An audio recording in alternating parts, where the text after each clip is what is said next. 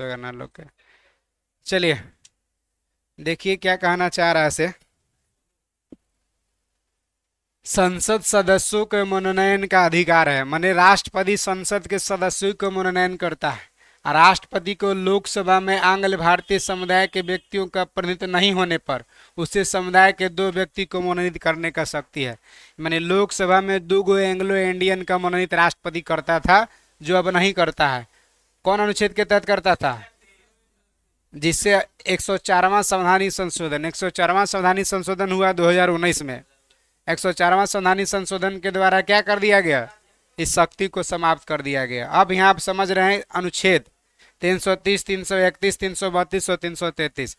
याद करिए कि लोकसभा में SC/ST सीटों का रिजर्वेशन है कौन अनुच्छेद? 330 में। और विधानसभा में विधानसभा में विधायक लोग के लिए आरक्षण होगा 332, और लोकसभा में सांसद लोग के लिए आरक्षण है 330। समझ आया? अब देखिए लोकसभा में 2 एंग्लो इंडियन, अभी तुरंत न देखे, 2 एंग्लो इंडियन राष्ट्रपति मनोनीत करता था, अनुच्छेद 331। और 333 में राज्य विधानसभा में 1 एंग्लो इंडियन राज्यपाल मनोनीत करता था। नहीं, हाँ, राज्यपाल वाला भी समाप्त हो गया। मतलब कि लोकसभा में 2 एंग्लो इंडियन राष्ट्रपति मनोनीत करता था, अनुच्छेद 331। और विधानसभा में राज्यपाल 1 सदस्यों को मनोनयन करता था एंग्लो इंडियन का, 333। ये दोनों व्यवस्था क्या हो गया? समाप्त हो गया। कहाँ? संवैधानिक संशोधन में, 104वां संशोधन में। पॉइंट क्लियर है? समझ में आ गया? चलिए आ गया समझ में। एक इसमें में 20-25 संशोधन हो सकता है, इससे कोई फर्क नहीं है। 2025 में 12 का संशोधन हो सकता है, इससे क्या दिक्कत है? लेकिन उसका क्रम होगा कि क्या कब हुआ है ना। एंग्लो इंडियन वैसे नागरिक को कहते हैं जो अंग्रेज लोग भारत में ईस्ट इंडिया कंपनी व्यापार करता था ना, तो यहाँ लोग बहुत लोग यहीं रह गए थे, बाल बच्चा सब यहीं पढ़ लिख रहा था, यहीं नौकरी वोकरी कर रहा था, है ना। तो वो इंडियन नहीं था, एंग्लो इंडियन हो गया था उन लोग। ऐसा में चाहे राष्ट्रमंडल देश नहीं कह सकते उसको, जैसे जहाँ जहाँ ब्रिटेन का गुलाम था उसको राष्ट्रमंडल कहते हैं ना। तो राष्ट्र तो उन सब सारे सदस्यों के लोग भारत में नौकरी कर रहे थे। अरे भाई, जौन जौन देश के गुलाम है वहाँ वहाँ के भी तो लोग थे। तो राष्ट्रमंडल के कहिए चाहे जो अंग्रेज यहाँ रह गए कहिए, उन सब के नाती पोता हुआ है, वो सब एंग्लो इंडियन कहलाते हैं। बुझाया ना? बुझाया? तब व्यवस्था समाप्त कर दिया गया। पॉइंट क्लियर है? कोई दिक्कत नहीं। अच्छा, आगे पॉइंट देख लीजिए क्या कह रहा है से।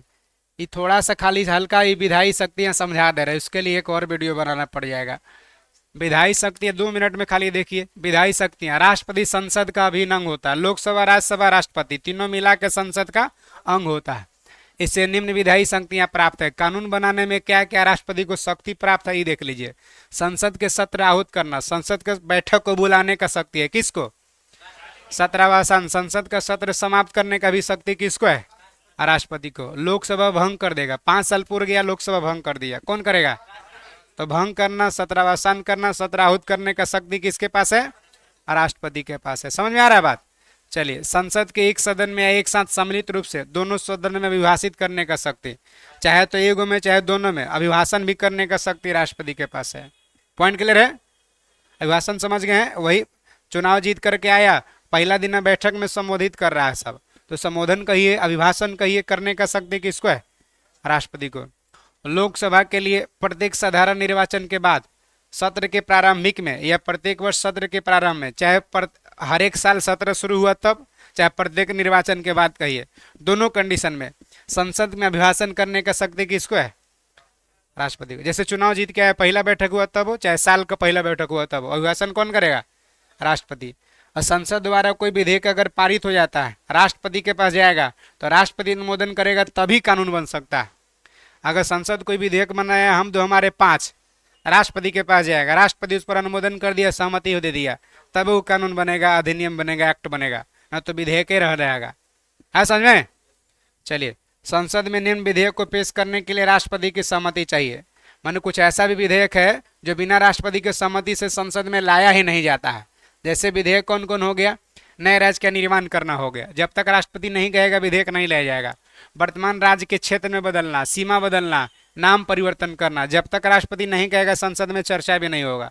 जैसे बिहार का नाम अगर चेंज करके कर देना है बिहारी, तो बिहारी करना है बिहार का नाम, तो संसद में जाने से पहले किससे अनुमति लेना होगा? राष्ट्रपति से। धन विधेयक से संबंधित अनुच्छेद कौन सा है? धन विधेयक से संबंधित विधेयक अगर संसद में लाना होगा तो राष्ट्रपति की अनुमति से लाया जाएगा, ऐसे संसद में लाया ही नहीं जाएगा। संचय निधि से कोई पैसा खर्चा करना है तो जब तक राष्ट्रपति नहीं कहेगा संसद में नहीं लाया जाएगा। ऐसा कराधान जिसमें राजहित जुड़े हो, इसका मतलब क्या है सर? जैसे मान के चलिए ब्लैक मनी को अगर खत्म करने के लिए, या टैक्सेशन बहुत लोग छुपा रहे नहीं दे पा रहे हैं, टैक्स कैसे देगा लोग, उससे संबंधित कोई कठोर कानून बनाना है, तो जब तक राष्ट्रपति नहीं कहेगा तब तक संसद में विधेयक नहीं लाया जाएगा। असल में हमारे कराधान से संबंधित प्रभाव डालने के लिए कोई भी विधेयक अगर लाना हो तो राष्ट्रपति की अनुमति से ही लाया जाएगा। राज्यों के बीच अगर व्यापार से संबंधित, वाणिज्य उद्योग इंडस्ट्री से संबंधित अगर कोई रोक लगाना है, कानून बनाना है, उससे संबंधित विधेयक राष्ट्रपति की अनुमति से ही संसद में लाया जाएगा। क्लियर है? यदि किसी साधारण विधेयक पर दोनों सदन में अगर कोई असहमत हो जाए, लोकसभा असहमत हो गया और राज्यसभा असहमत हो गया, तो सुलझाने के लिए राष्ट्रपति दोनों सदन के संयुक्त बैठक बुला सकता है। कौन अनुच्छेद में? संयुक्त अधिवेशन कौन अनुच्छेद में है? 108 में। बात समझ में आया? किसी अनुदान का, कोई भी सब्सिडी का मांग, जैसे बिहार में मान सूखाग्रस्त एरिया के लिए पैकेज लेना है, बाढ़ राहत पैकेज लेना है, तो राष्ट्रपति की सिफारिश पर ही मांग किया जा सकता, अन्यथा नहीं। समझ में आ गया बात? आ गया ना? कोई दिक्कत है? अब थोड़ा सा ही आपको बताया कि संयुक्त अधिवेशन अभी तक 3 बार हुआ है। याद रखना, दहेज के लिए बैंक में पीटा, याद रहेगा। संयुक्त अधिवेशन दहेज प्रथा से संबंधित 1961 में, बैंकिंग से संबंधित 1978 में और पोटा से संबंधित 2002 में। 3 बार संयुक्त अधिवेशन लाया गया अभी तक। संयुक्त अधिवेशन कौन अनुच्छेद में है? 108 में है ना? समझ में आ रहा है बात? संयुक्त अधिवेशन लाने का टर्म कंडीशन क्या है? तो संयुक्त अधिवेशन लाने का पहला कंडीशन है कि विधेयक साधारण होना चाहिए, एक हो गया। अगला कंडीशन है कि एक सदन पारित कर दिया, दूसरा अस्वीकार कर दिया। जैसे लोकसभा कहा कि हम दो हमारे दो सही है, राज्यसभा कहा कि नहीं है तो ही बुलाया जा सकता है। या लोकसभा कहा कि हम दो हमारे दो सही नहीं है, राज्यसभा कह दिया कि हम दो हमारे सही नहीं है, दोनों अस्वीकार कर दिया, तब बुलाया जा सकता है संयुक्त अधिवेशन। या एक सदन पारित कर दिया, वो अगला 6 महीना से ज़्यादा समय ले लिया, तब वो संयुक्त अधिवेशन बुलाया जा सकता है। यानी 3 कंडीशन है, एक सहमत, एक असहमत, दोनों असहमत, और तीसरा एक पारित किया से 6 महीना समय बीत गया, तो 3 कंडीशन में संयुक्त अधिवेशन बुलाया जा सकता है। पॉइंट क्लियर है? चलिए अब समझ में आ गया। एंग्लो इंडियन वाली बातें हम समझा चुके हैं आपको। एंग्लो इंडियन वाले समझाए थे ना जी, यहाँ तक। इसी प्रकार कला साहित्य के क्षेत्र से, कला के क्षेत्र से, प्रताप विज्ञान, सामाजिक कार्य में पर्याप्त अनुभव और दक्षता रखने वाले 12 गो व्यक्ति को राज्यसभा में नाम दर्ज कर सकता है। कौन अनुच्छेद? कहता है राज्यसभा में राष्ट्रपति कितने सदस्यों को मनोनयन करता है? 12। और लोकसभा में 1 गो ना, पहले करता था 2 गो एंग्लो इंडियन, अब नहीं, तो 1 गो ना लोकसभा में, राज्यसभा में 12 गो। क्लियर है? चलिए अध्यादेश जारी करने के शक्ति हेडिंग होगा।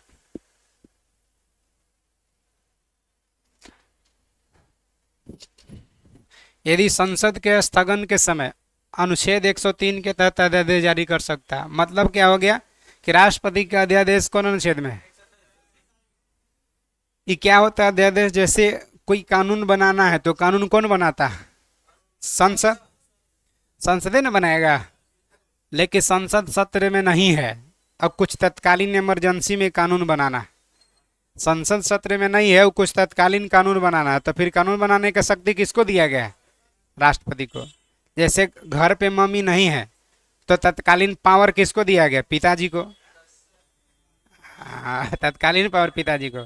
कैसे मेन पावर रहता है माता जी को, तत्कालीन पावर किसको दिया गया? पिताजी। सेम उसी पर संसद सत्र में नहीं है, इमरजेंसी में कानून कौन बनाएगा?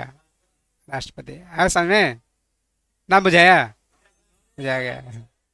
हाँ कह रहे तत्कालीन पावर पिता के, ये तो हंस रहे हैं जी। सही बात है ईशान।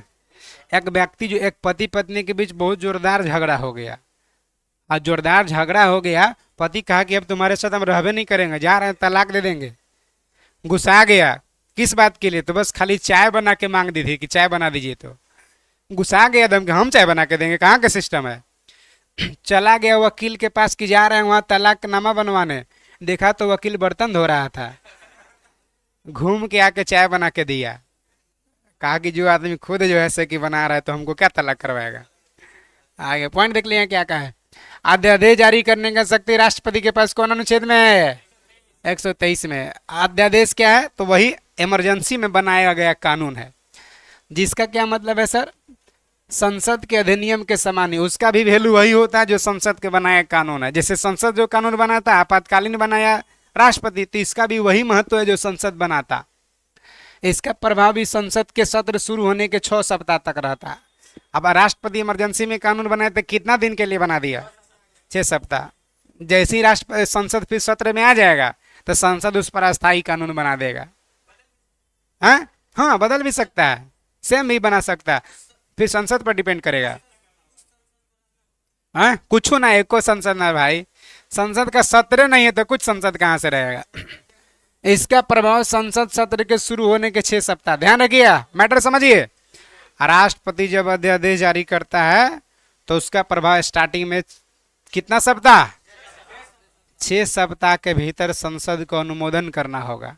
संसद सहमति देगा कि हाँ भाई राष्ट्रपति जो बनाया है वो सही है, तो 6 महीना के लिए हो जाएगा। अगर 6 सप्ताह के भीतर नहीं कहा कि राष्ट्रपति जो बनाया सही है तो समाप्त हो जाएगा। हाँ हाँ, देखिए कह रहा है इसका प्रभाव संसद सत्र शुरू होने के 6 सप्ताह तक रहता है, परंतु राष्ट्रपति राज्य सूची के विषय पर अध्यादेश जारी नहीं कर सकता। बात नहीं समझाया? राष्ट्रपति अध्यादेश जारी कर दिया, आपातकालीन में कानून बना दिया, कितना दिन तक रहेगा? वो 6 सप्ताह। 6 सप्ताह के भीतर संसद का सहमति चाहिए कि हाँ राष्ट्रपति वाला अध्यादेश सही है, तो कितना दिन तक रहेगा? 6 महीना। और 6 महीना के भीतर फिर संसद उस पर अस्थायी कानून बना लेगा, चाहे तो सेम टू सेम बना दे, ना तो कुछ परिवर्तन करके बनाए, उस संसद पर डिपेंड करता है।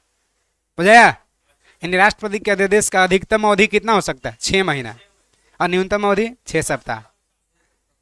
हालांकि नहीं पारित, नहीं संसद सहमति नहीं हुआ, 6 सप्ताह में क्या हो जाएगा? समाप्त हो जाएगा। तो न्यूनतम अवधि अध्यादेश का 6 सप्ताह, अधिकतम अवधि 6 माह, क्योंकि 6 महीना के भीतर फिर संसद को कानून बनाने ला होता है। बुझाया? अभी कह रहा है राष्ट्रपति राज्य सूची के विषय पर अध्यादेश जारी नहीं करता, राज्य सूची के विषय पर अध्यादेश राज्यपाल जारी करता है। यानी राज्य विधान मंडल सत्र में नहीं है और तत्कालीन राज्य में कानून की आवश्यकता है तो राज्यपाल जारी करता है। राज्यपाल का अध्यादेश अनुच्छेद 213 में है। किसमें है? 213 में है। जब दोनों सदन सत्र में हो, लोकसभा राज्यसभा सत्र में है, तो भी राष्ट्रपति को शक्ति प्राप्त नहीं है। सत्र में रहबे करेगा तो वह कानून बना लेगा, सत्र में होगा तब वो अध्यादेश जारी करे का शक्ति नहीं होगा। आगे आ जाइए, सैनिक शक्ति देखिए। सैन्य बलों का सर्व शक्ति किसमें निहित होता है? राष्ट्रपति। यानी तीनों सेना का प्रमुख कौन होता है? राष्ट्रपति होता है, किंतु इसका प्रयोग विधि द्वारा नियमित करता है। तीनों सेना का प्रमुख राष्ट्रपति जरूर होता है, लेकिन राष्ट्रपति इसका विधि के तहत प्रयोग करता है। ऐसा नहीं कि गोतिया से झगड़ा हुआ, भेज दिया वायुसेना, नौसेना, स्थल सेना, जाओ नस्ते नाबूत मिटा दो। ऐसा नहीं कि ससुराल झगड़ा हुआ, जाओ बंदी बना लो सबके, ऐसा बात ना है ना। मतलब ये हो गया कि विधि द्वारा इसका प्रयोग करेगा, है ना। आगे देख लीजिए, राजनीतिक शक्ति। दूसरे देश के साथ कोई भी समझौता होगा, अगर बांग्लादेश से कोई समझौता होना होगा, केकर नाम से होगा? राष्ट्रपति के। कि बांग्लादेश से कोई संधि होगा तो किसके नाम से होगा? राष्ट्रपति के नाम से होता है। राष्ट्रपति विदेशों के लिए भारतीय राजदूत को नियुक्त करता है और भारत में विदेशों के लिए राजदूत को नियुक्ति का अनुमोदन करता है। ये क्या है सर? भारत और बांग्लादेश के संबंध यदि अच्छा है, भारत और बांग्लादेश का संबंध यदि अच्छा है तो भारत का एक व्यक्ति बांग्लादेश में रहेगा, भारत का दूतावास होगा बांग्लादेश में, वहीं पे भारत का राजदूत बांग्लादेश में होगा, जिसका नियुक्ति कौन करेगा? उसका यही काम होगा कि बांग्लादेश का जो आधिकारिक न्यूज़पेपर उसको उठाएगा सवेरे सवेरे और देखेगा कहाँ कहाँ भारत लिखल है, जहाँ जहाँ लिखा हुआ भारत इंडिया अंडरलाइन करेगा, उसके बाद पढ़ेगा। अगर देखेगा कि बांग्लादेश भारत के अगेंस्ट कोई नीति बना रहा है, भारत को इन्फॉर्म करेगा कि बांग्लादेश भारत के अगेंस्ट नीति पॉलिसी बना रहा है, कह रहा है कि भारत के साथ जितना भी व्यापार होता था सब रद्द किया जाए, लिख दिया पेपर में। आओ वाला भारत में इन्फॉर्म करेगा, भारत तुरंत जैसे कि बांग्लादेश के अगेंस्ट यहाँ भी पॉलिसी बनाना शुरू कर देगा। जब तू नहीं करेगा तो हम क्यों करेंगे, ऐसा समझ में? तो वही इसका काम, वहाँ और यहाँ का संबंध जो है ना, दोनों को तालमेल बना के रखने का काम होता है राजदूत का।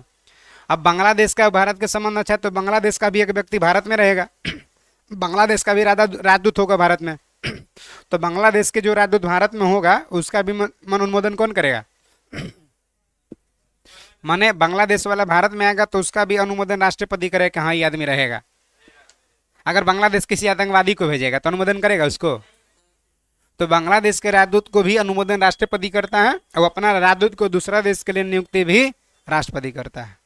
जो बांग्लादेश वाला भारत में राजदूत दूतावास में आएगा वो देखेगा कहाँ कहाँ बांग्लादेश लिखल है, अंडरलाइन करेगा, उसके बाद बांग्लादेश को इन्फॉर्म करेगा कि भारत कह रहा है कि 75% व्यापार बांग्लादेश के साथ करेंगे। अब पूरा एकदम वहाँ होली की तरह मनाया जाएगा कि भारत 75% व्यापार करेगा बांग्लादेश से, तो वहाँ भी कहे कि हम भी बाजार बना के देंगे भारत को।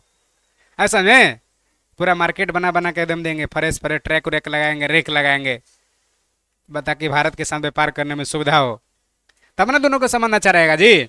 हाँ तो एगो राजघाट एगो वीर घाट रहेगा तो चलेगा? दोनों एक होना चाहिए। आइए तो वही कह रहा राष्ट्रपति विदेशों के लिए भारतीय राजदूत को नियुक्त भी करता है और भारत में विदेशी राजदूत को अनुमोदन भी करता है। कौन? क्षमादान की शक्ति देखिए राष्ट्रपति के पास, कितना पावरफुल आदमी राष्ट्रपति है। देखिए क्षमादान की शक्ति क्या कह रहा है। संविधान के अनुच्छेद 72 में राष्ट्रपति का क्षमादान है। जैसे अनुच्छेद 123 में क्या था? राज्यपाल का अध्यादेश, और 213 में राज्यपाल का अध्यादेश। राष्ट्रपति का 123 और 213 में राज्यपाल का। जैसे अनुच्छेद 72 में राष्ट्रपति का क्षमादान, अनुच्छेद 161 में राज्यपाल का क्षमादान। राष्ट्रपति का क्षमादान अनुच्छेद 72 और राज्यपाल का क्षमादान अनुच्छेद 100। राष्ट्रपति का अध्यादेश 123 और राज्यपाल का अध्यादेश 200। देखिए संविधान के अनुच्छेद 72 के अंतर्गत राष्ट्रपति को अपराध के लिए दोषी ठहराया किसी भी व्यक्ति को दंड को क्षमा करने का शक्ति प्राप्त है। माफ कर दिए, 5 साल का सजा था, जाओ क्षमा हो गया, जाओ घरे। उसका परिलंबन करने का शक्ति है। परिलंबन माने समझ रहे होंगे आप? परिलंबन माने आप इसे पहला क्लास देखिए, परिलंबन बताए होंगे। मान कर चलिए आपको 10 तारीख को फांसी होना है, 10 तारीख की फांसी तय, रोक लगा दिया है, स्टे कर दिया कि ना 10 तारीख की फांसी नहीं होगा, तो परिलंबन का भी अधिकार है। परिहार करना, परिहार करने कहने का मतलब कि दंड की प्रकृति नहीं चेंज करेगा। जैसे कठोर कारावास 5 साल के था तो कठोर कारावास 3 साल का कर सकता है, 2 साल का कर सकता है। तो राष्ट्रपति को यह पावर है। लघुकरण प्रकृति बदल देगा। जैसे मान के चलिए आपका 10 साल का कठोर सजा था, कर दिया 3 साल के साधारण सजा, तो कठोर को कठोर ही रहने देगा, कठोर को साधारण भी कर सकता है, माफ भी कर सकता है, परिलंबन भी कर सकता है, सब शक्ति किसको? जैसे मृत्युदंड को माफ कर दिया तो क्षमा हो गया, ऐसा में शक्ति प्राप्त है। क्षमा में क्या होता है? देखिए क्षमा में दंड और बंदीकरण दोनों हटा दिया जाता। 5 साल का सजा था, माफ कर दिया, क्षमा हो गया। दोषी को पूरी तरह से मुक्त कर दिया जाता है। क्षमादान हो गया तो फिर दोषी पूरी तरह से मुक्त हो गया, कोई चीज नहीं, पूरा एकदम खत्म।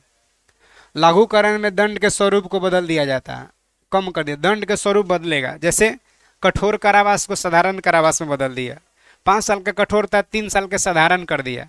कहीं कठोर साधारण माने कठोर था कि स्पेशल जेल में रखा था, तिहाड़ जेल में, मिलने जुलने पर प्रतिबंध था, कोई मिल नहीं सकता है, सब कैदी से अलग रखा जाएगा, वो कठोर है। उसको साधारण बदल दिया, सबको एक के साथ बैठाया जाएगा, सबको टीवी दिखाया जाएगा, सब कोई फिल्म देखते रहेगा, ताश खेलते रहेगा, साधारण सजा, कोई जाइए कोई मिलिए कोई बात ना है, अब समझ में? तो साधारण करावा। जैसे मृत्युदंड को लघुकरण करके कठोर या साधारण कर दिया, तो कठोर या साधारण कर दिया तो उसको क्या कहेंगे? लघुकरण ना कहेंगे? अरे भाई मृत्युदंड को कठोर या साधारण बदल दिया तो लघुकरण हो गया।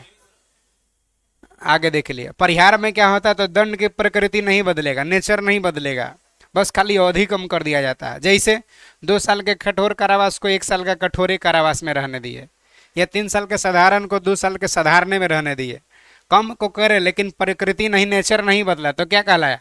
परिहार। और नेचर बदल गया तो लघुकरण। अब माफ हो गया तो क्षमा, यही ना। अब परिलंबन में क्या होता है? तो किसी दंड को, विशेषकर मृत्युदंड पर रोक लगा दिया जाता है। जैसे मान के चलिए 10 तारीख की फांसी होना है तो मृत्युदंड पर रोक लगा दिया जाता है ताकि दोषी व्यक्ति को क्षमा याचना कर सके।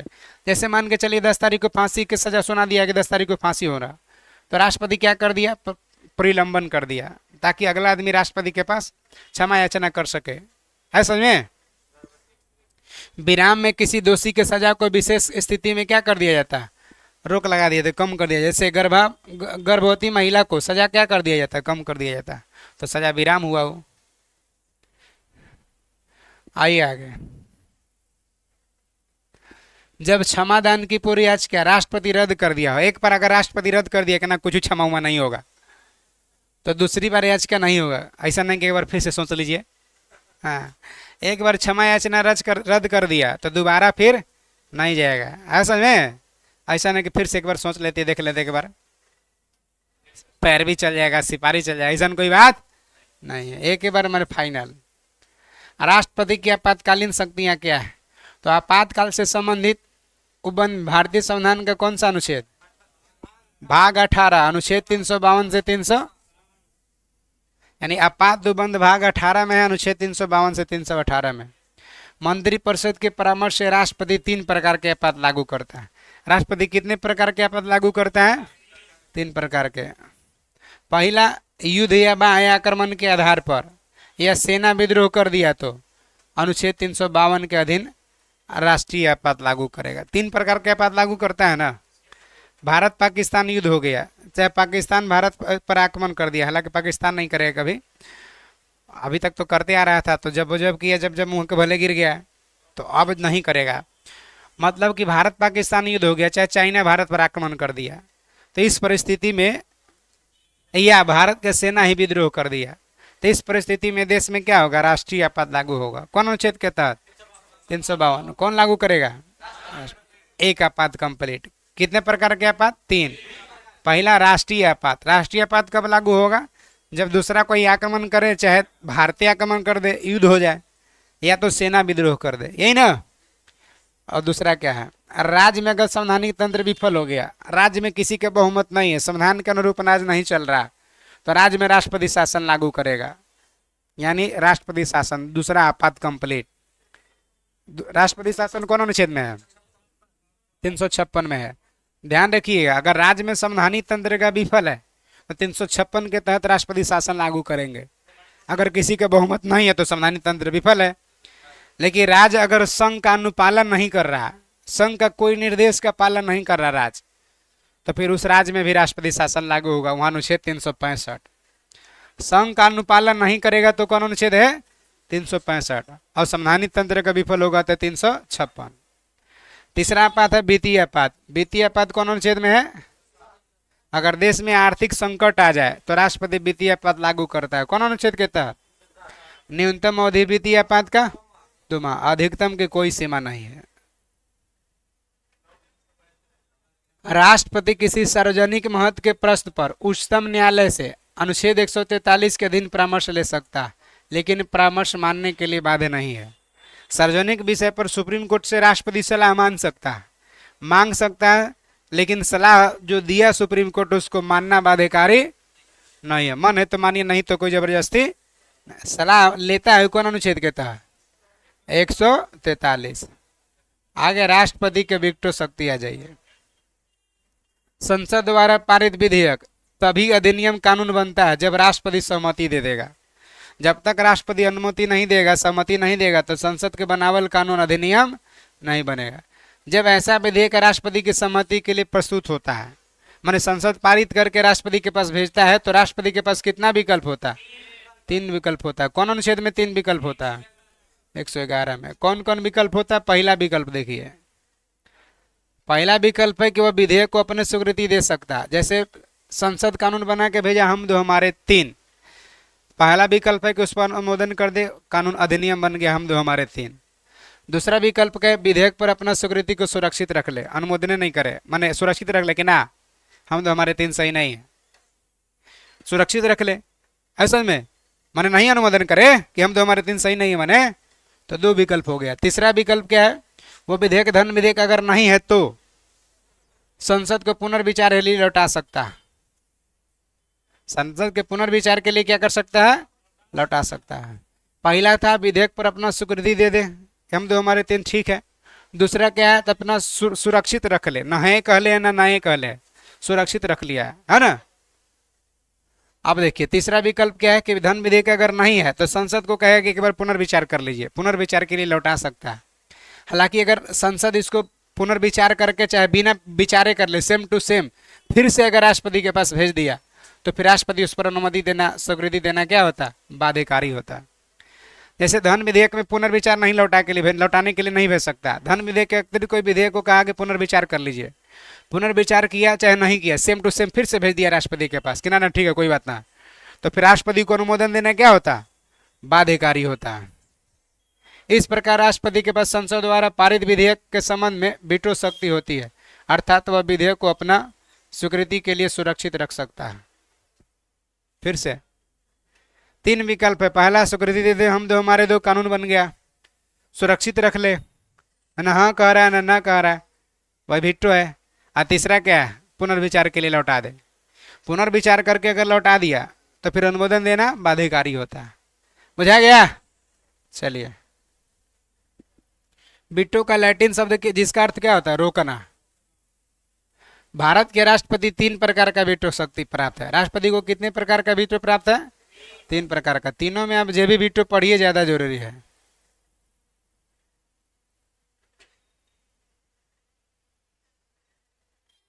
डायरेक्ट जे भी वीटो आ जाइए। वीटो 3 प्रकार है, जिसमें पहला जे भी वीटो महत्वपूर्ण है, राष्ट्रपति किसी विधेयक पर अनुमति देने या न देने के निर्णय लेने की सीमा का अभाव है, राष्ट्रपति जे वीटो का प्रयोग कर सकता है। न राष्ट्रपति हाँ ये कह रहा है न ना ये कह रहा है, उसी को क्या कह देंगे, जे वीटो। कौन अनुच्छेद के तहत? कहता है कि यदि राष्ट्रपति विधेयक को लौटाना चाहता है तो विधेयक को उसे प्रस्तुत किए जाने के बाद ऐतिहासिक लौटा देगा। जे वीटो शक्ति का पहली बार प्रयोग 1986 में, उदाहरण देखिए, संसद को विधेयक पारित कर दिया था, डाक संशोधन विधेयक, और राष्ट्रपति के पास भी है, तो राष्ट्रपति उस समय थे ज्ञानजय सिंह, उस पर कोई निर्णय नहीं लिए, तो वही हो गया वीटो। अगर कह दिया हाँ तो हो गया, और कोई निर्णय नहीं लिया, सुरक्षित रख लिया, तो वीटो। वीटो का एक बार उपयोग हुआ 1986 में डाक संबंधित अधिनियम में। कौन किया है? ज्ञानजय सिंह। तो कोई निर्णय नहीं लिया था। क्लियर है?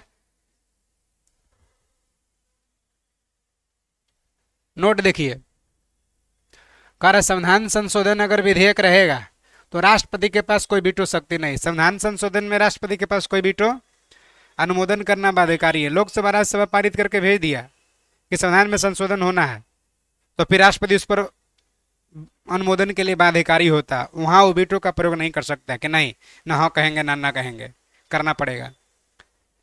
24वां संवैधानिक संशोधन कब हुआ? 1971 में।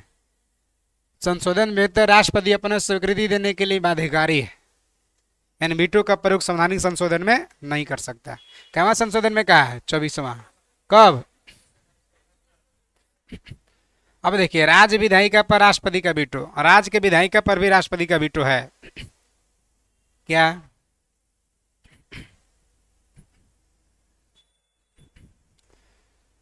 राज्य विधायिका के संबंध में राष्ट्रपति के पास वीटो शक्तियां है। क्या है? तो राज्य विधायिका द्वारा पारित कोई भी विधेयक कानून कब बनेगा?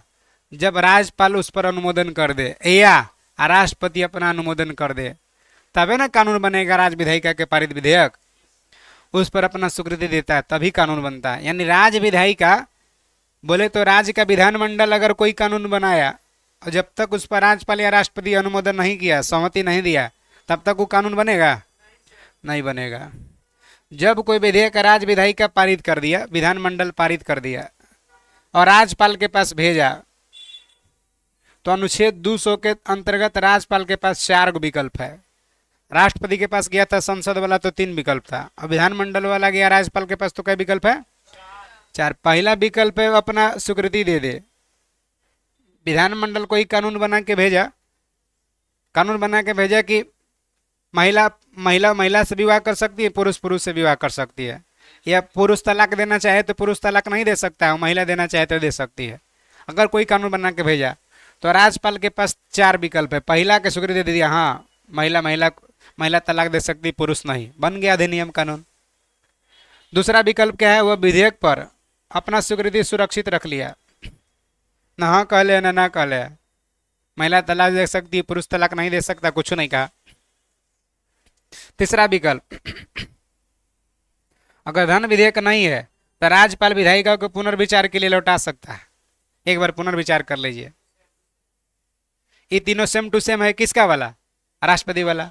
और चौथा विकल्प है राज्यपाल के पास, ये एक्स्ट्रा है, वो विधेयक को राष्ट्रपति की विचाराधीन आरक्षित रख सकता है, यानी राष्ट्रपति के सलाह के लिए विधेयक को रख सकता है।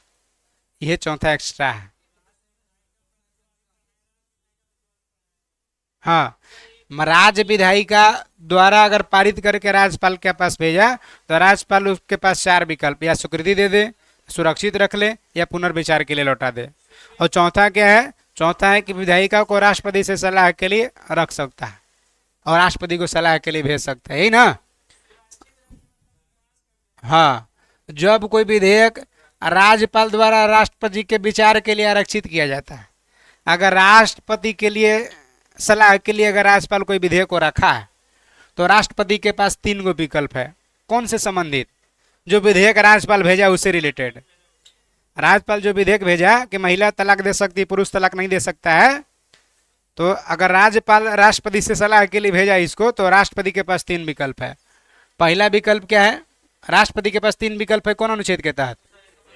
वह विधेयक पर अपने स्वीकृति दे दे। कौन? राष्ट्रपति, एक विकल्प। नहीं तो विधेयक पर अपना स्वीकृति सुरक्षित रख ले, ना कहा कि ना ये सब नहीं लगेगा। 2, या राज्यपाल को निर्देश दे सकता है अगर धन विधेयक नहीं है तो कि पुनर्विचार करवाइए एक बार।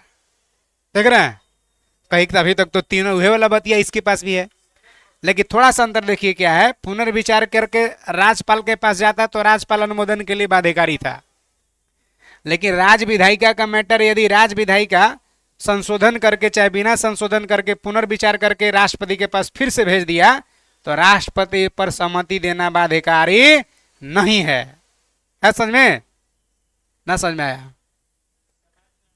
जैसे कह रहा है, अगर पुनर्विचार के लिए लौटा दिया, राज्यपाल को कहा कि एक बार पुनर्विचार करवाइए, राष्ट्रपति भेज दिया, तो यदि राज्य विधायिका किसी उसमें संशोधन करके चाहे पुनर्विचार करके चाहे बिना करला ही सेम टू सेम अगर भेज दिया तो राष्ट्रपति पर अपना सहमति देने के लिए बाध्यकारी नहीं है। यानी पुनर्विचार किया गया विधेयक अगर राज्यपाल के पास रहता तो बाध्यकारी था, और संसद वाला यदि राष्ट्रपति के पास रहता तो बाध्यकारी था, लेकिन राज्य विधायिका वाला पुनर्विचार करके राष्ट्रपति के पास गया तो राष्ट्रपति उस पर अनुमोदन करना बाध्यकारी नहीं हो, सहमति हो सकता है। इसका अर्थ यह है कि राज्य विधायिका राष्ट्रपति के वीटो का निरस्त नहीं कर सकती है। इसका मतलब कि राज्य विधायिका पर भी राष्ट्रपति का वीटो है, तभी अनुमोदन नहीं किया। इसके अतिरिक्त संविधान में यह समय सीमा भी तय नहीं किया गया है कि राज्यपाल राष्ट्रपति द्वारा विचार रखे विधेयक पर राष्ट्रपति कब तक अपना निर्णय दे। माने अगर विचार करके अगर राज्यपाल कोई विधेयक को राष्ट्रपति से विचार के लिए भेजा है तो कितना दिन में राष्ट्रपति को इस पर सहमति देगा, इसका भी समय का कोई चर्चा। इस प्रकार राष्ट्रपति राज्य विधेयक पर अपना वीटो का शक्ति प्रयोग कर सकता है। वही कह दिया, कुछ नहीं किया। आगे देखिए, भारत में राष्ट्रपति के द्वारा करा संघ वित्त आयोग की सिफारिश। संघ वित्त आयोग जो सिफारिश करता है, संघ वित्त आयोग क्या सिफारिश करता है? केंद्र और राज्य के बीच राजस्व बंटवारा से संबंधित। तो संघ और राज्य के बीच शक्तियों का, यानी संघ और राज्य के बीच राजस्व बंटवारा से संबंधित जो वित्त आयोग सिफारिश किया, उस सिफारिश को चाहे नियंत्रक महालेखा परीक्षक के प्रतिवेदन, नियंत्रक महालेखा प्रतिवेदन माने जैसे सरकारी खर्च में कितना खर्चा कब हुआ है, संचय निधि से कितना रकम निकला, नियंत्रक महालेखा परीक्षक के देखरेख में रहता है। तो नियंत्रक महालेखा परीक्षक का प्रतिवेदन, एक संघ लोक सेवा आयोग का सिफारिश, दूसरा नियंत्रक महालेखा परीक्षक का प्रतिवेदन, और तीसरा राष्ट्रीय अनुसूचित जाति आयोग जनजाति आयोग के प्रतिवेदन संसद के पटल पर रखवाएगा। यानी संघ वित्त आयोग के सिफारिश को संसद पर चर्चा करवाएगा। नियंत्रक महालेखा परीक्षक कितना कब निकला है राशि, उस सब हिसाब किताब है उसको भी संसद के पटल पर रखवाएगा। SC/ST आयोग के सिफारिश को भी संसद के पटल पर रखवाएगा। कौन? राष्ट्रपति। हाँ समझे? कहा कि राष्ट्रपति निम्नलिखित में से कौन सा सिफारिश संसद के पटल पर नहीं रखवाता है? तो तीनों रखवाता है, नियंत्रक महालेखा परीक्षक का भी, SC/ST आयोग का भी और वित्त आयोग का भी। तीनों का सिफारिश को जो संसद के पटल पर रखवाता है, इसका चर्चा होगा, बहस होगा, है ना। चलिए, डॉक्टर राजेंद्र प्रसाद भारत के पहला राष्ट्रपति थे, लगातार 2 बार निर्वाचित हुए।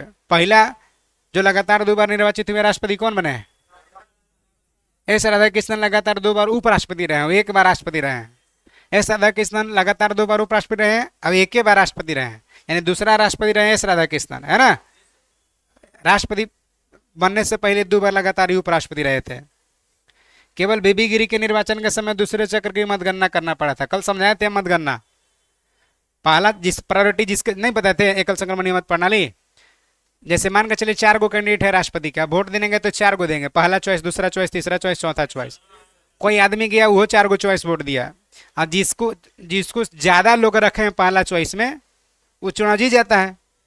अगर पहला चॉइस टाई कर गया तो दूसरा चक्र, दूसरा चॉइस में अगर जिसको ज्यादा लोग रखे फिर वो जीतेगा।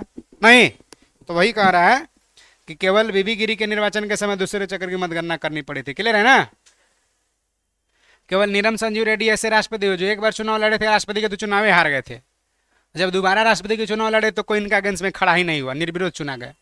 तो केवल नीलम संजीव रेड्डी ऐसे राष्ट्रपति हो जो एक बार चुनाव में हार गए, फिर बाद में निर्विरोध राष्ट्रपति निर्वाचित हो गए। क्लियर हुआ? चलिए, हाँ, भारत की प्रथम राष्ट्रपति महिला कौन बनी थी? प्रतिभा देवी सिंह पाटिल। आगे ये उपराष्ट्रपति। फालतू कोई मत बात करिए, चुपचाप पढ़िए। उपराष्ट्रपति, उपराष्ट्रपति अनुच्छेद 63 रकानी कायोसस ना, उसरा निकाचूस याद रखिए, उसरा।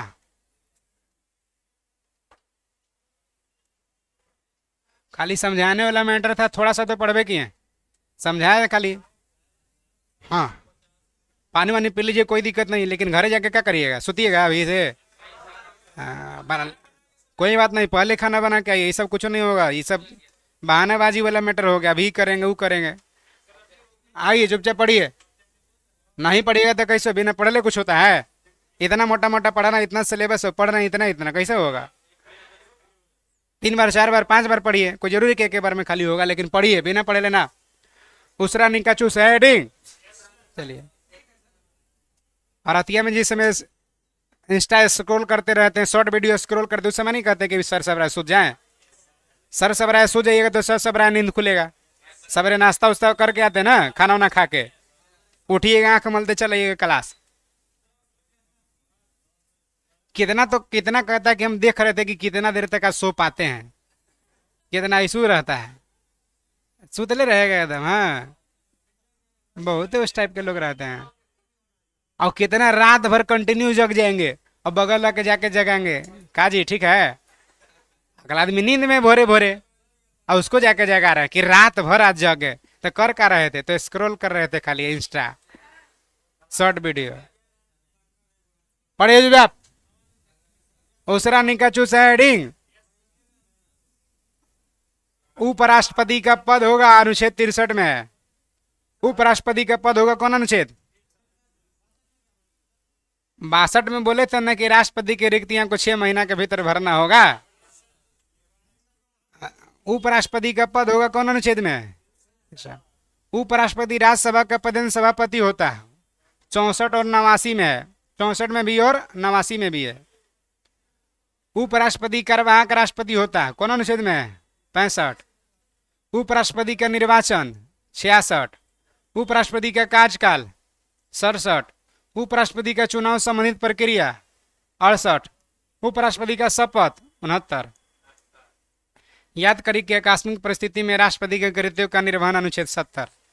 पढ़े ना जी? आकस्मिक परिस्थिति में राष्ट्रपति के कृत्यों का निर्वहन अनुच्छेद 70 पढ़े। शपथ बोले हैं। उपराष्ट्रपति का पद होगा कौन अनुच्छेद? उपराष्ट्रपति राज्यसभा का पदेन सभापति होता है। उपराष्ट्रपति कार्यवाहक राष्ट्रपति, माने अगर राष्ट्रपति न मर गया नहीं है तो राष्ट्रपति के जो हैसियत से उपराष्ट्रपति काम करेगा, कौन अनुच्छेद? उपराष्ट्रपति का निर्वाचन लोकसभा राज्यसभा, सिर्फ और सिर्फ लोकसभा राज्यसभा का टोटल सदस्य भाग लेते हैं, यानी संसद का कुल सदस्य है ना। तो उपराष्ट्रपति निर्वाचन कौन अनुच्छेद? 66। उपराष्ट्रपति का कार्यकाल 67। उपराष्ट्रपति का चुनाव संबंधित प्रक्रिया रीति इसका भी एकल संक्रमणीय मत है ना। उपराष्ट्रपति का शपथ 69। हाई वाला सा नहीं समझे, यह ना करे थे सभापति राज्यसभा का पदेन सभापति होगा। हाँ आइए, यहाँ आगे देख ली क्या कह रहा है।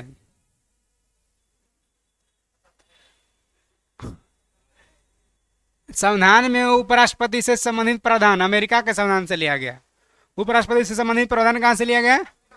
भारत के उपराष्ट्रपति राज्यसभा का पदेन सभापति होता है, कौन अनुच्छेद में? 64 और जो उपराष्ट्रपति होगा वही राज्यसभा का सभापति भी होगा। अभी क्या है कि उपराष्ट्रपति कौन है?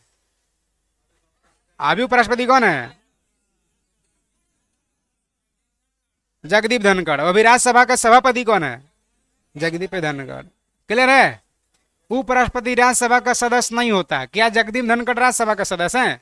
नहीं होता। अतः इसे मतदान का अधिकार नहीं है। जब राज्यसभा में वोटिंग होगा तो मत का प्रयोग नहीं करेंगे जगदीप धनखड़। राज्यसभा में मत देने का अधिकार नहीं है, लेकिन किंतु सभापति के रूप में निर्णायक मत देने का अधिकार है।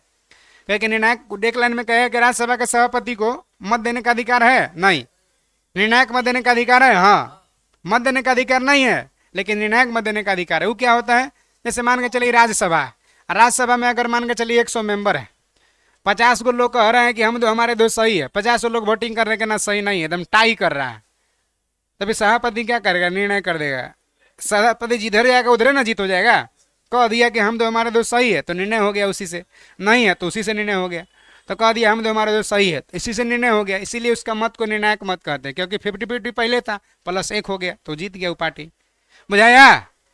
चलिए, योग्यता देखिए। कोई व्यक्ति उपराष्ट्रपति निर्वाचित होने के लिए योग्य तबे होगा, पहला भारत का नागरिक हो।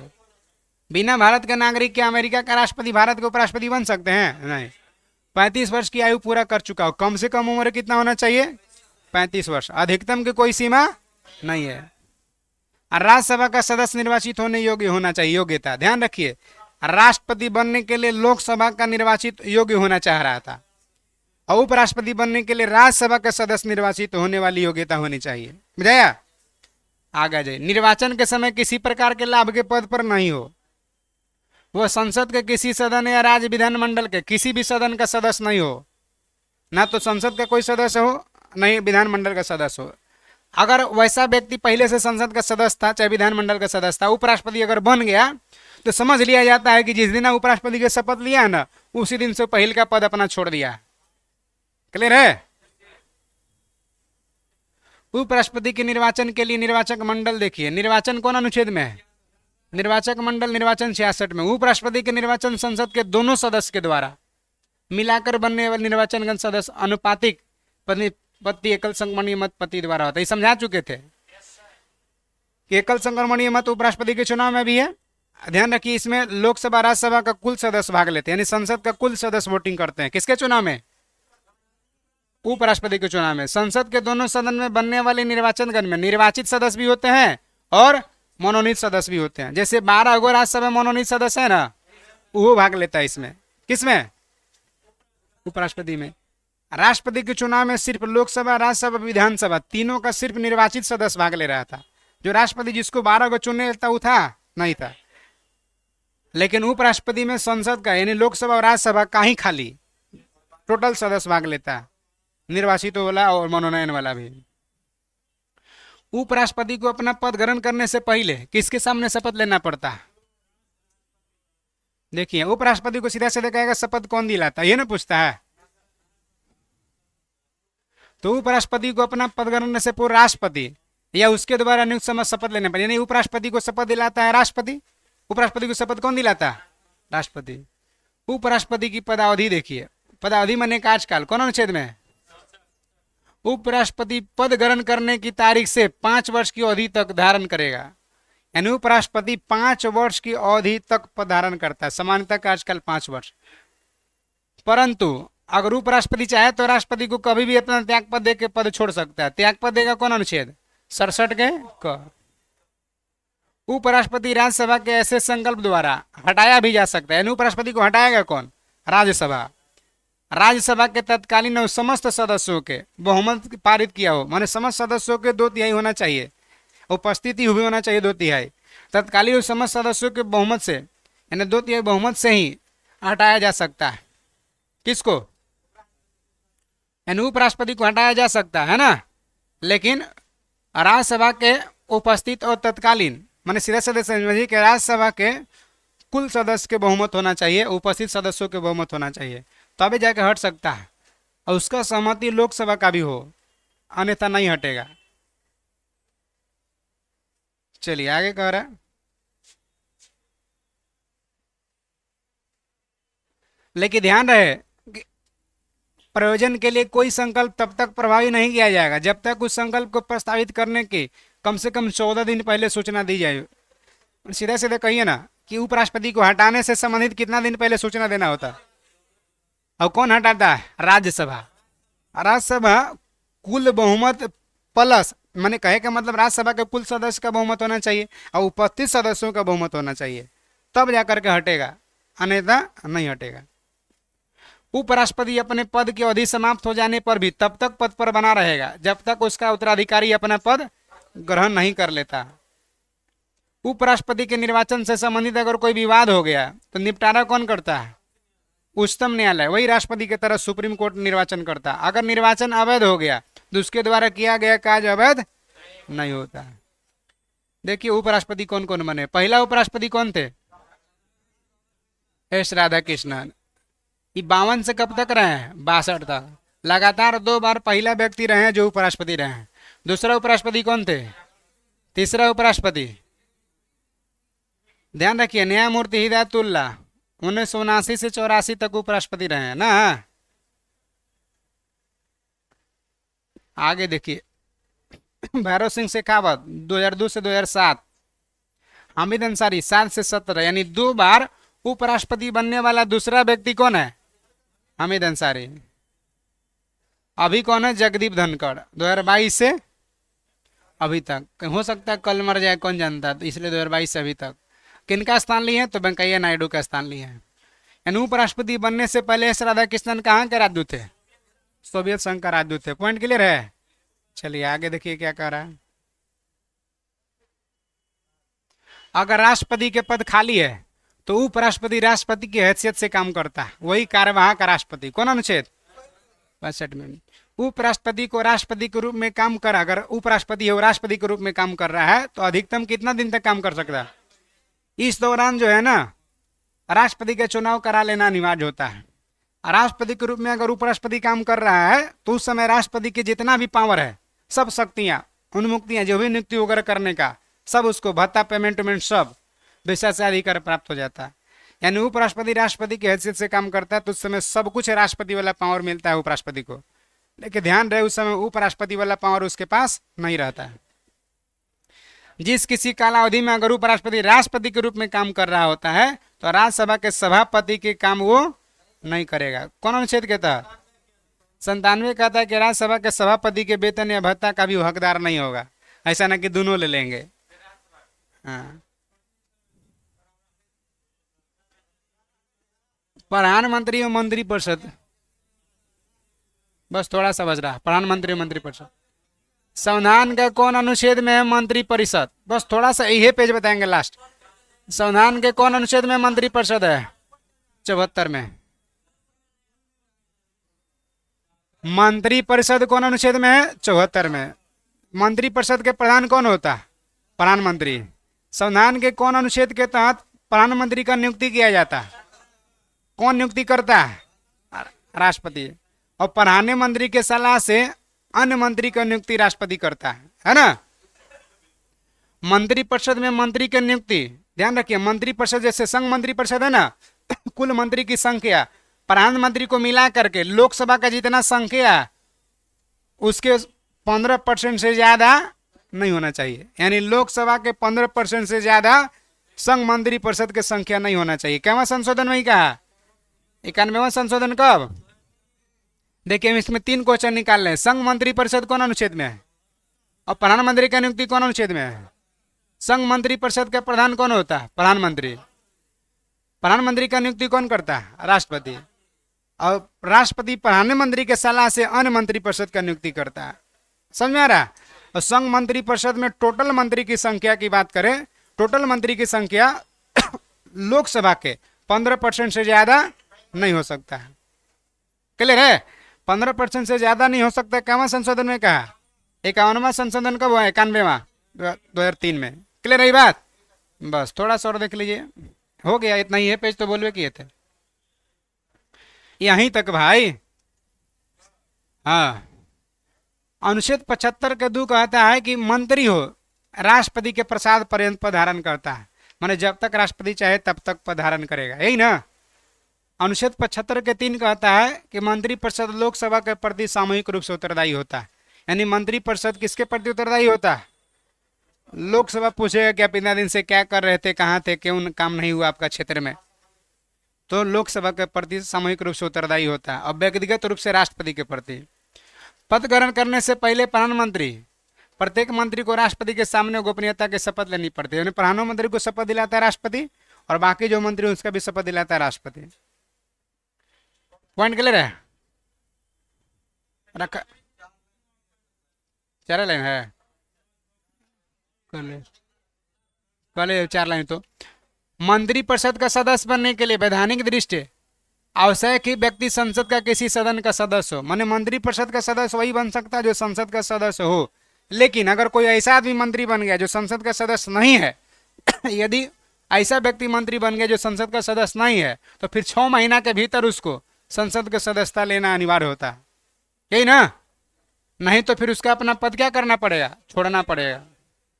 सभी मंत्री को, जितना भी मंत्री हो, चाहे राज्य मंत्री हो चाहे उप मंत्री हो, सबको निःशुल्क निवास स्थान मिलता है, वन सुविधाएं भी मिलता है।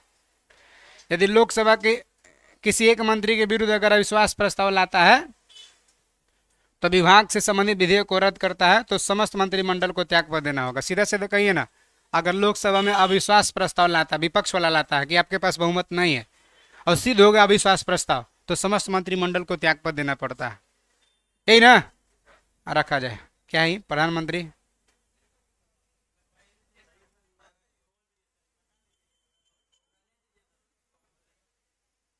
रहने देते हैं ना। चलिए।